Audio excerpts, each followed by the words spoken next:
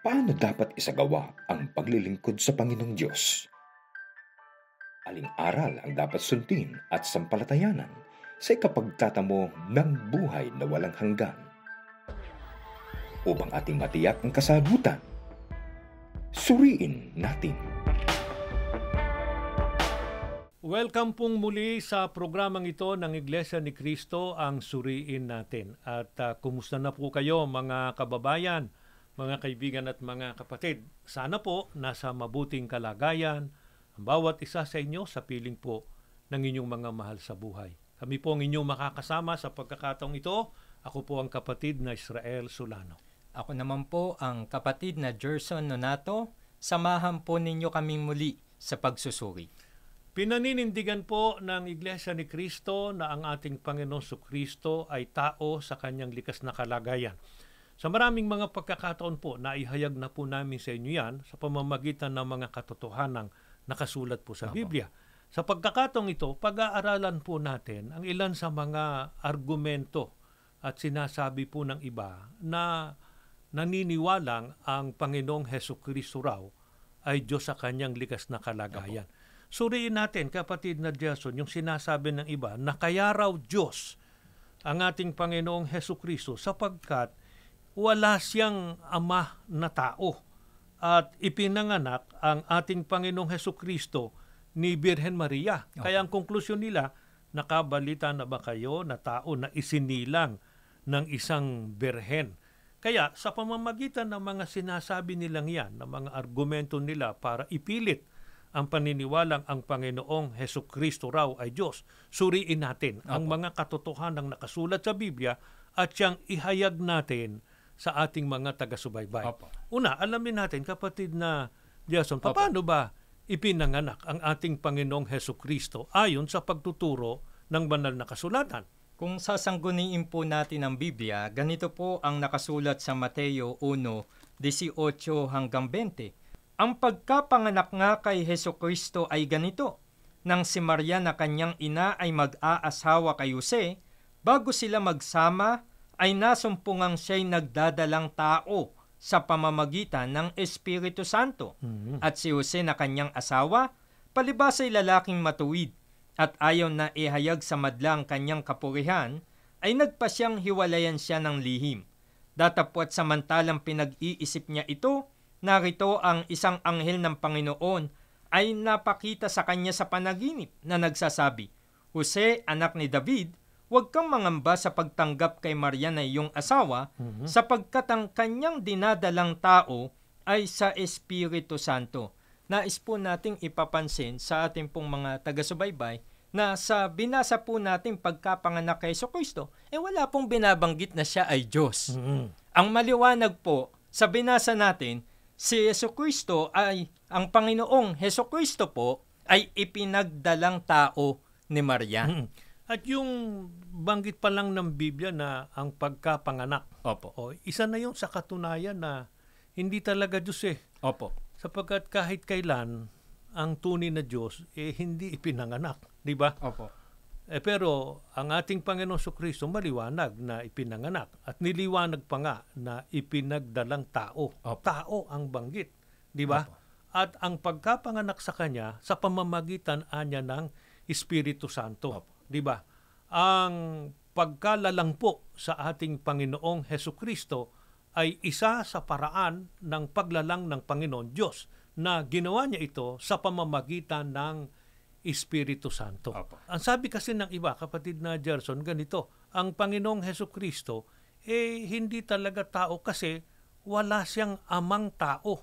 Dahil ba sa ang ating Panginoong Hesukristo, walang amang tao, Diyos na siya? Ano'y tinuturo ng Biblia tungkol dyan? Sa Genesis 2 at ang talata po ay 7. At nilalang ng Panginoong Diyos ang tao sa alabok ng lupa at hiningahan ang kanyang mga butas ng ilong ng hininga ng buhay at ang tao ay naging kaluluwang may buhay. Ang binasa po natin ay tumutukoy sa paglalang ng Diyos sa unang tao na walang iba kundi si Adan. Sana napansin po ninyo na si Adan hindi lang walang ama, wala ring ina na tao. Sapagkat ang sabi po, nilalang siya ng Diyos sa pamamagitan ng alabok ng lupa. Lilitaw niya kung susundan natin yung argumento ng mga naniniwalang Diyos ang Panginoong Kristo na dahil sa wala siyang ama, Opo. hindi siya tao, kundi konklusyon ng kagad nila, Diyos daw. Opo. Pati si Adan, lilitaw niya na Diyos din. Opo. Samantalang napakalinaw ng pahayag ng Biblia, di ba? Opo. Nilalang ng Diyos ang tao. Ang lumalang, ang Panginoon Diyos po. Ang nilalang, tao. Opo. Ang tinutukoy na tao, si Adan. Si Adan, wala ring ama, wala pang ina, di ba? Bukod sa kanya, meron pa ba? Pakinggan po natin sa 2:21 hanggang 23, ganito po nakasulat.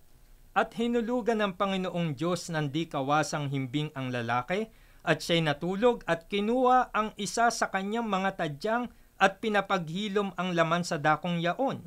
At ang tadyang na kinuha ng Panginoon Diyos sa lalaki ay ginawang isang babae. At ito'y dinala niya sa lalaki at sinabi ng lalaki, ito nga'y buto ng aking mga buto at laman ng aking laman.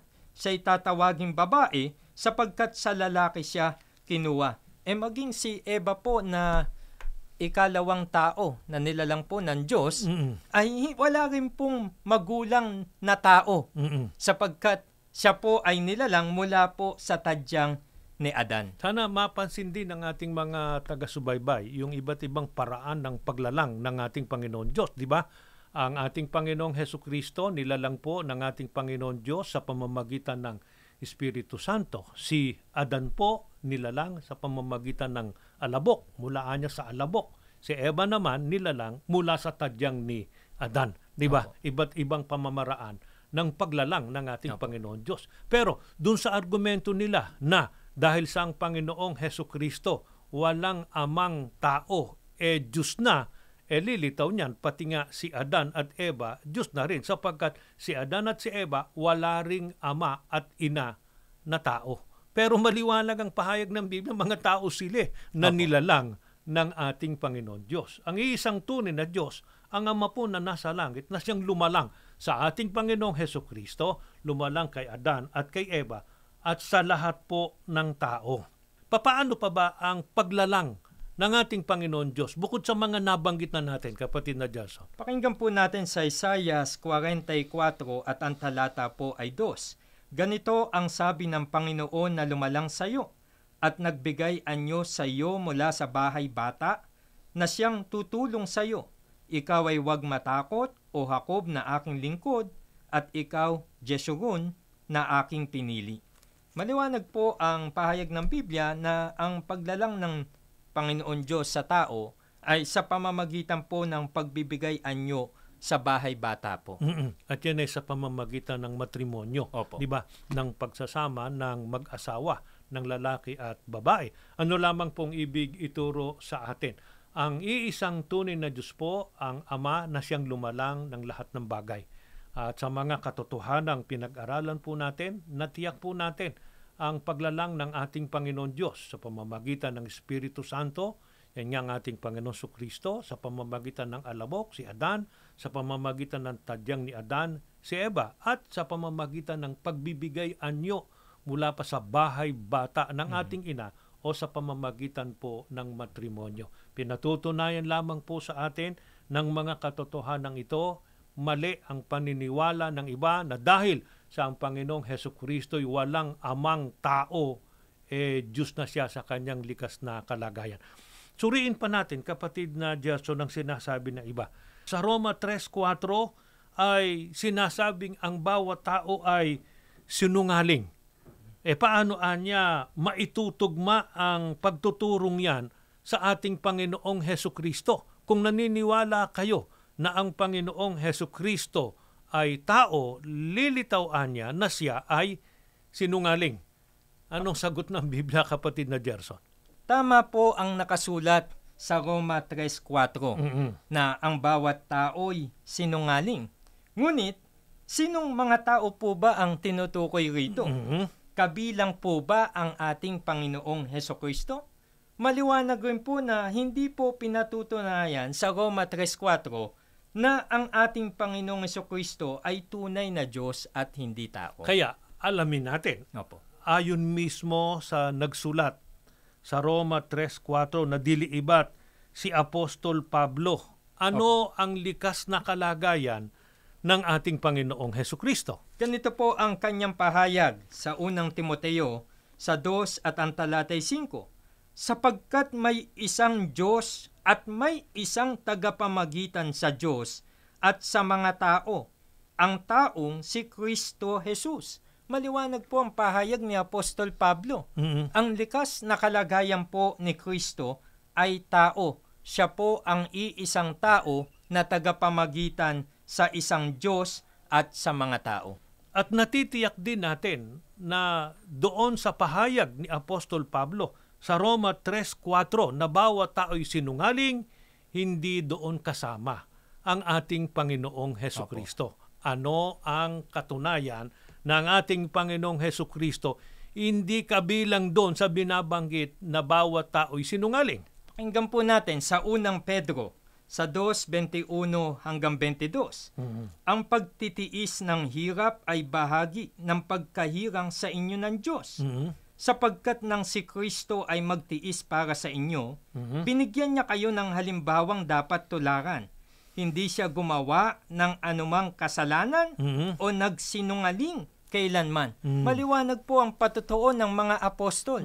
Ang Panginoong Jesucristo ay hindi nakagawa ng kasalanan o nagsinungaling man. Kaya nga malinaw kung meron mang binabanggit sa Roma 3:4 na bawat tao'y sinungaling, hindi doon kasama ang ating Panginoong Hesukristo. Kasi maliwanag din na tinuro ni Apostol Pedro ng ating Panginoong Hesukristo kailanman ay hindi nagsinungaling. Ayon kay Apostol Pedro, dahil ba sa ang Panginoong Hesukristo'y hindi sinungaling, ay hindi siya tao kundi siya ay Diyos. Pakinggan po natin ang pahayag pa rin ni Apostol Pedro dito po sa Gawa 2:22 hanggang 23. Mga Israelita, pakinggan ninyo ito. Si Jesus na taga Nazaret ay sinugo ng Diyos. Pinatutunayan ito ng mga himala, mga kababalagan at mga tandang ginawa ng Diyos sa pamamagitan niya. Alam ninyo ito sapagkat lahat ay naganap sa gitna ninyo. Ngunit ang taong ito na ibinigay sa inyo ayon sa pasya at pagkaalam ng Diyos na mula't mula pa ay ipinapako ninyo at ipinapatay sa mga makasalanan. Pinatutunayan din po ni Apostol Pedro na ang Panginoong Jesucristo, bagaman hindi nagsinungaling, siya po ay isang tao na pinatunayan ng Diyos, sinugo ng Diyos, at pinatunayan sa pamamagitan ng mga himala. Kaya mali na ikonklusyon na ang ating Panginoong Hesukristo ay Diyos dahil sa hindi siya katulad ng tao na nagkasala at nagsinungaling. Di ba? Kasi malinaw ang pagtuturo ng Biblia. Totoo na ang Panginoong Hesukristo hindi nagkasala, totoo rin na ang Panginoong Hesukristo kailanman hindi nagsinungaling. Pero totoo din na sa kabila ng lahat ng iyon, tao ang kanyang likas na kalagayan. Kaya alamin natin, batay na rin sa pagtuturo ng Biblia, ano ang pagpapakilala mismo ng ating Panginoong Hesukristo tungkol sa kanyang sarili. Sa 1:8 at ang talata ay 40, ganito po nakasulat. Datapwat ngayoy pinagsisikapan ninyo akong patayin, na taong sa inyo'y nagsaysay ng katotohanan na aking narinig sa Diyos, ito'y hindi ginawa ni Abraham. Ayon mismo sa ating Panginoong Jesucristo, siya po ay tao na nagsaysay ng katotohanan. Ang isa sa katotohanan na kanyang sinabi ay yung kanyang pagiging tao. Iba ang Panginoon Diyos, di ba? Na kung saan narinig niya kung ano yung katotohanan. Narinig ng ating Panginoong Hesukristo na yun naman ang kanyang itinuro. Ano lamang pong ibig patunayan sa atin ng mga katotohanan ito? Ang ating Panginoong Hesukristo po, tao sa kanyang likas na kalagayan, bagamat siya hindi nagkasala, hindi siya nagsinungaling.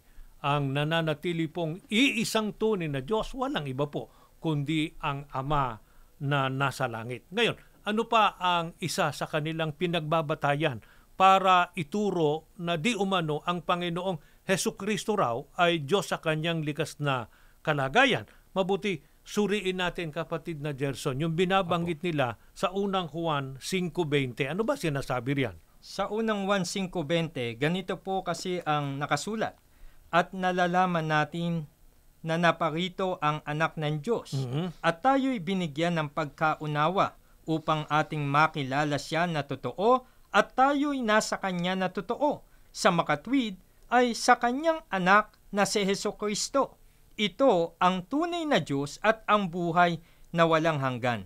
Para po sa mga nagtuturong si Kristo ay Diyos, Mhm. ang binabanggit raw po sa talata na ito ang tunay na Diyos at ang buhay na walang hanggan ay tumutukoy daw po sa ating Panginoong Hesukristo. Ano katunayan na maling paniniwala yan, kapatid na Gerson?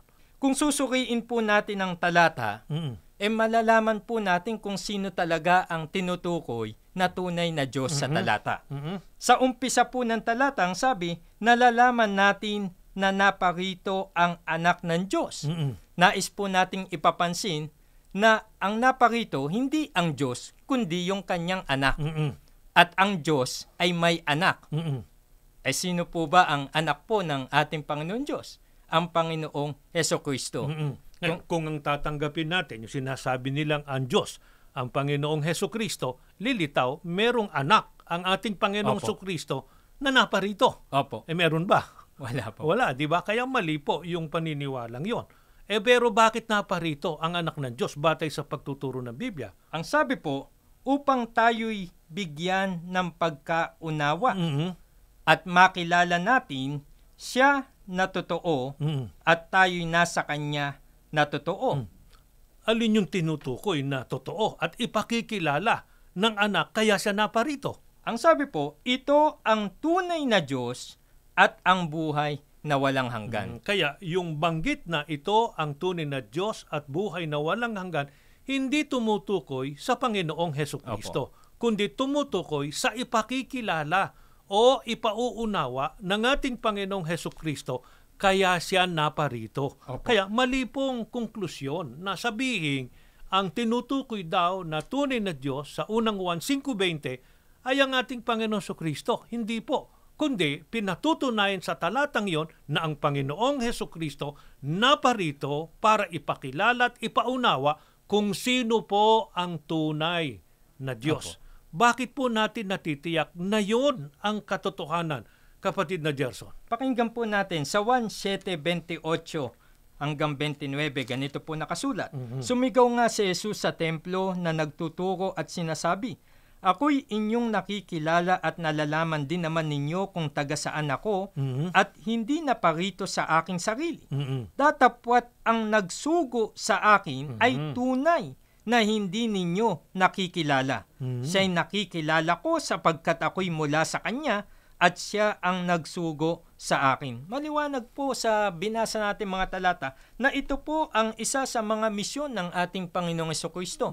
Ang ipakilala yung nagsugo po sa kanya sapagkat hindi ito kilala po o hindi po siya kilala ng mga tao. At ang mga pahayag na yan ng ating Panginoong Hesukristo isinulat ni Apostol Juan Opo. na siya ring sumulat nung unang Juan 5:20. Opo. Kaya magkakaugnay pinatutunayan lamang na ang anak ng taong naparito ang ating Panginoong Hesukristo. Kaya siya naparito para ipakilala at ipaunawa kung sino ang totoo. Opo. Di ba? Yan din ang sinabi ng ating Panginoong Hesukristo. Kaya siya naparito para ipakilala yung tunay, yung totoo. Kasi hindi nga kilala ng tao Di ba? Ang tanong ngayon ito, sino ang ipinakilala ng ating Panginoong Hesukristo na tunay at totoo na dapat tanggapin sa sampalatayanan ng tao? Pakinggan po ninyo sa 1:17, 1 at 3.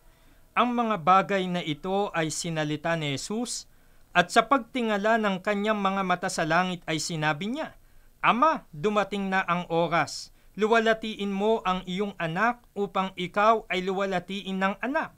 At ito ang buhay na walang hanggan, na ikaw ay makilala nila na iisang Diyos na tunay at siyang iyong sinugo sa makatwid bagay si Hesukristo. Maliwanag po kung sino ang ipinakilala ng Panginoong Hesukristo na tunay na Diyos. Ang sabi niya, ikaw ay makilala nila na iisang Diyos na tunay.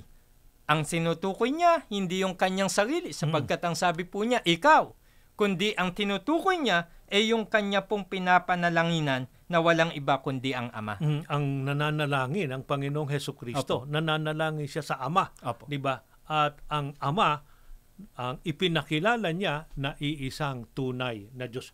Kaya pinatutunayan lamang po sa atin na yung nakasulat sa unang Juan 5:20, ang pinakapaliwanag mismo, yung pahayag ng ating Panginoong Kristo sa Juan 17:1 at 3. At ang lahat ng yan, pawang isinulat po ni Apostol Juan. Hindi maaaring maging salungatan ng kanyang itinuturo, kundi malinaw na ang kanyang itinuturo, isinulat, iisang tunay na Diyos, ang Ama na nasa langit, ang ating Panginoong Kristo ay tao sa kanyang likas na kalalagayan. Sana sa pagkaunawa at pagkakilalang yan, na siyang katotohanan, magkasama-sama tayo para magawa po natin ang tunay na paraan ng paglilingkod sa iisang tunay na Diyos at maging sa pagkakilala po sa ating Panginoong Hesukristo na isa po yan sa matibay na batayan at saligan sa ikapagtatamo ng buhay na walang hanggan o ng kaligtasan pagdating po ng araw ng paghuhukom. Maraming salamat po sa inyong pagsubaybay at bago tayo tuluyang matapos, tayo po muna ay mananalangin. Panginoon po namin Diyos, pinupuri at pinasasalamatan ka po namin. Amen. Patuloy po ginagamit mo ang programang ito. Amen. Upang ipahayag ang iyong katotohanan. Amen. Maawa ka po sa mga nakikinig, Ama. Magkaroon po ng tamang pagkakilala sa iyo. Ikaw ang makilala, Ama, na iisang Diyos na tunay, at ang iyong bugtong na anak ay iyong sinugo upang ipakilala ang tunay na Diyos. Amen. O Panginoon po naming Jesucristo, patuloy po na ipamagitan ng mga panalangin namin sa Ama, at patuloy po na isugo ang Espiritu Santo sa iyong iglesia, kasangkapanin pa ang iyong banal na iglesia, para marami pang tao ang makapaglilingkod ng tunay sa Diyos. Amen. Ama namin Diyos, sumasampalataya po kami. Pinagpala mo po ang Iglesia ni Kristo. Pinagpala mo po ang pamamahalang inilagay mo rito. Pinagpala mo rin po ang mga nakasubaybay po sa pagkakataong ito sa pangalan ng Panginoong Jesucristo na aming tagapagligtas. Amen. Amen. Para sa inyong mga katanungan, maaari po kayong sumulat sa Iglesia ni Cristo Central Office, No. 1 Central Avenue, New Era, Quezon City. O kaya ay mag-email sa dzem954@ainsaradio.org.